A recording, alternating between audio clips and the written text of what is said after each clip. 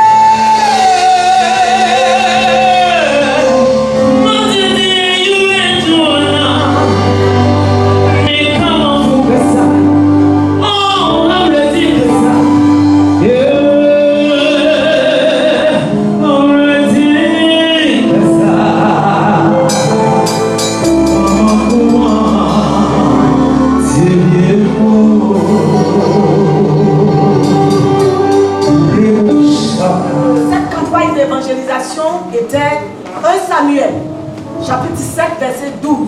Jusqu'ici, l'Éternel nous a secourus. Et comme le Père est là, je ne vais pas prêcher. Il va nous bénir. Alléluia. Amen. Rendons grâce au Seigneur. Amen. Est-ce qu'on peut acclamer le Seigneur?